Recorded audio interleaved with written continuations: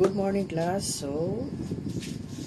Bago ako mag-start, papakilala muna ako. So, ako po si Junior M. Guzman. So, ako ang inyong instructor for today. So, class, can you please stand up? Mr. PJ Enriquez, can you please read the prayer?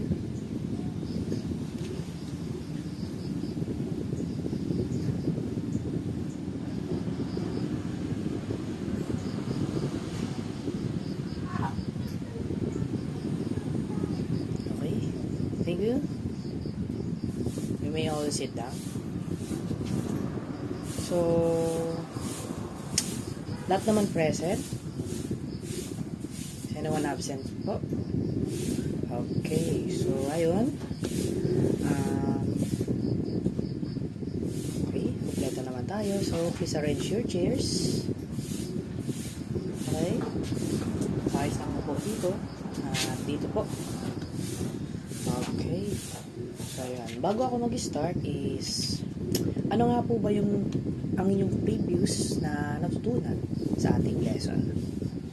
Is anyone?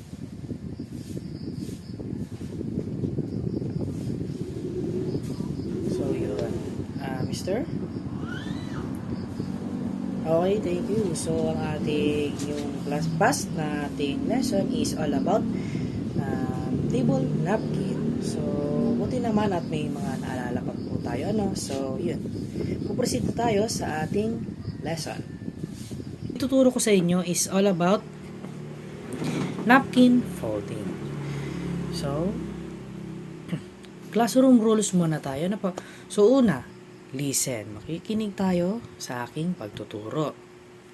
Next is, raise your hand if you have a question. So, huwag tayong sasagot kung hindi naman tinatawag or don't answer in chorus. So, isa-isa lang dapat. And lastly is respect. So, respeto sa akin at respeto sa kaklase natin at sa nagsasalita. Ano po? Ayun. Meron tayong munting activity or simple activity lang para mabuhayin tayong lahat. Ano po? So, guess the picture. So, ready na ba? Ayun. So, first picture tayo. Ayun. Ano nga po yung nakikita nyo dyan? So, ayun. Tama po. Yan po ay candle. So, very good. Ano po? Next is guess the picture. Ayun. Tama po. Yan ay standing fan or electric fan. Next is ayun, ano po yan? So, may nakakaalam po ba? Ayun, so yan po ay sail or yung sa nalaot sa dagat. So, recall muna tayo. So, ano nga ba yung mga natutunan nyo sa ating previous lesson? So, anyone? Raise your hand if you have a answer. Ano po? So, ikaw po, can you please elaborate or magbigay ka ng mga natutunan mo sa ating past lesson? Ayun, very good. So, yung past lesson natin is all about napkin folding, yung history nun. So, proceed naman tayo sa yung napkin folding. So, iba't ibang styles na.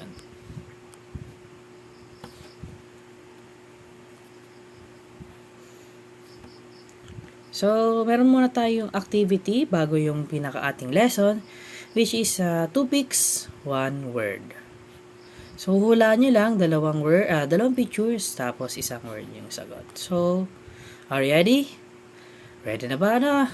So, proceed na tayo. So, ano po yan? Baka may nakakalam. So, yan po ay napkin. So, ayan. Next is, so, yan po ay napkin, ano pa? Napkin folding. So, tama po, ano? Next is, so ano po yan? Parang na dumana to kanina sa ating motivation. Ano po? So, yan is standing fan. So, very good na po. Okay, thank you sa mga nakikooperate sa ating recitation. So, mamaya is may mga additional points kayo sa ating quiz.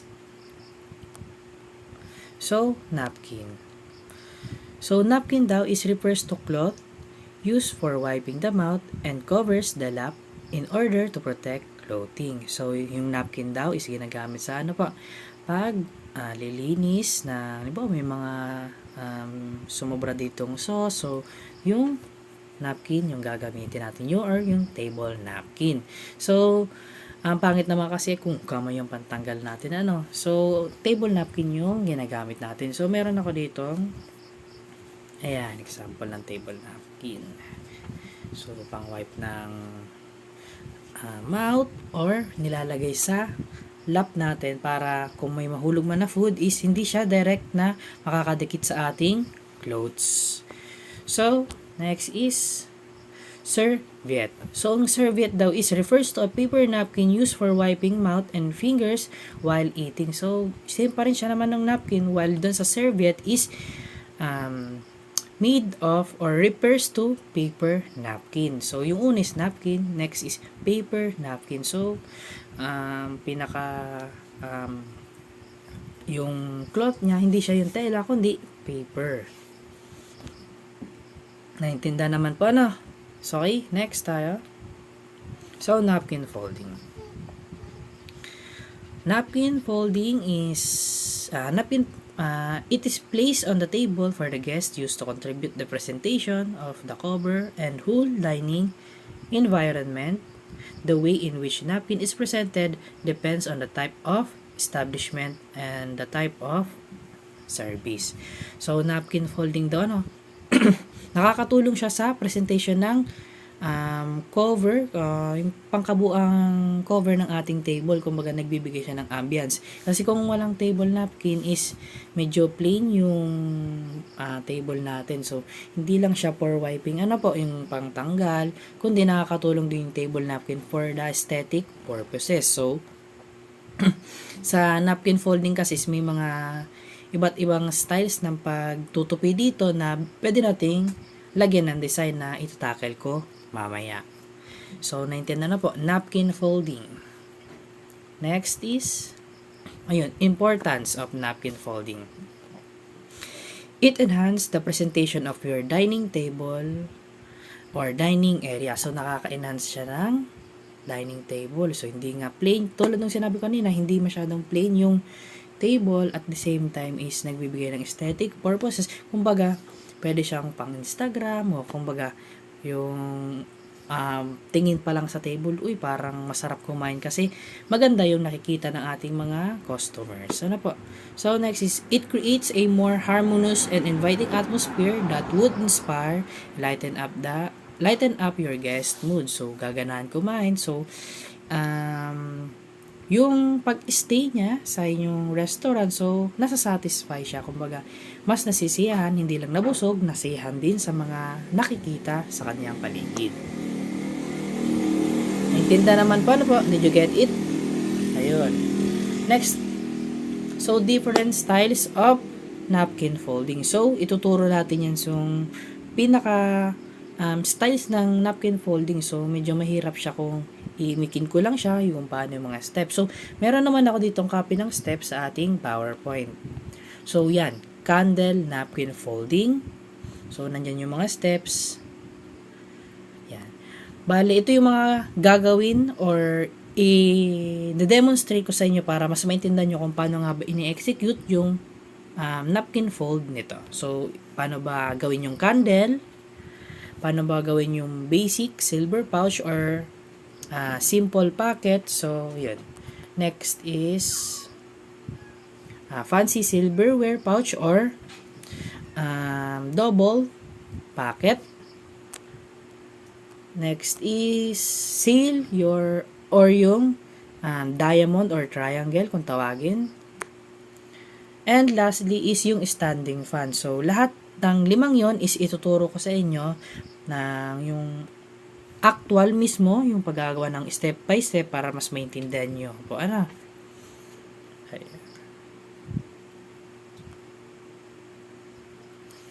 So, ayun. So, proceed na agad tayo sa ating hands-on or mag-hands-on demonstration ako sa inyo at papakita ko yung mga basic na pag table napkin. So, ayan. Natin is yung simple packet. So, kunin natin si table napkin. Tapos, fold lang natin sila. Ay, ito pala. And after nyan, fold ulit natin.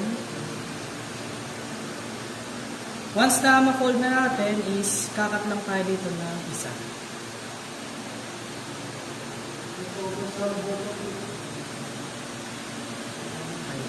So after natin ma-fold is babalik ta rin natin siya.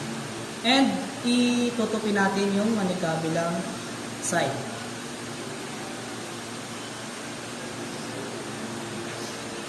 So, ayun, ito po ating simple packet or simple wear. So, next naman na gagawin natin is yung double. So, ganun pa rin naman yung procedure niya. Hati natin siya sa gitna.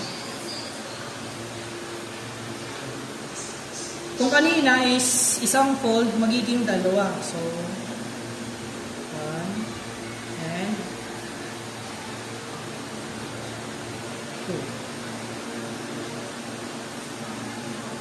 so, ganyan yung itsura niya. After nyan is, tutupin na natin yung manikabilang side niya.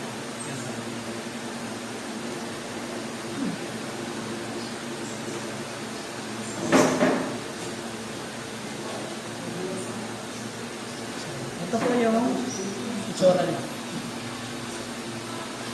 So, proceed tayo sa pangatlo.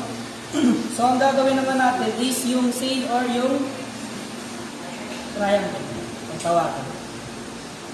So, ito triangle natin yung mismong table napkin. After nun is, itong side is fold natin hanggang dito.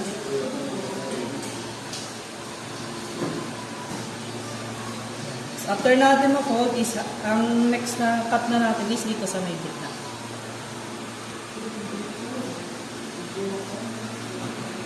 Tapos, fold na natin. So, ganun po yung itsura.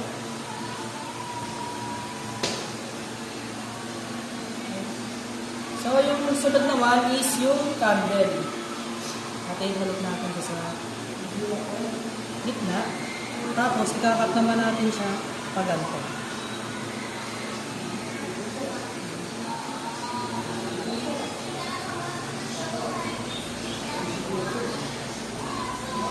After nun is ipo-fold na natin dito sa gitna. Once na ma-fold, ganito dapat yung itsura niya. Ano po? And ipo-fold natin siya. So, ito yung magsisilbing base ng ating standing fan. So, ganito na yung pinaka-final product. Yan po yung standing fan. So, good day to you. Ako ulit si Junior Isman, ang inyong instructor at ituturo ko na sa inyo kung paano nga ba mag-napkin fold. So, first, gagawin natin is candle. Ito yung ating napkin cloth. So, una, na i-spread lang natin si napkin fold. After nyon, is gagawin natin siyang triangle. So, sa paggawa ng triangle, is ganito dapat yung magiging itsura niya. Ganito po, ano? Ayun. So, after nun, is i-roll natin mula dito. Ayan, kita ba? Mula dito sa dulo, hanggang papunta dito. Hanggang dito lang po, ano? Yung ikot natin. So, para lang tayo nagawa ng lumpia. Ano po? Parang lumpia wrapper. 1, 2, 3, 4. After nun, ibabaliktad na natin siya. I-roll naman natin simula dito sa dulo, papunta dito sa dulo. So, roll na natin.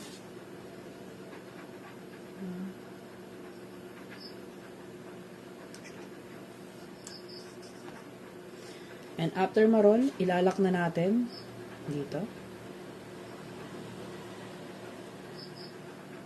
Ayan. After natin malak is, yan. Bababa lang natin to. And, ayan. Meron na tayong candle. Yan. So, ayun. Sana ay may natutunan po sila sa aking pagtuturo. At maraming salamat.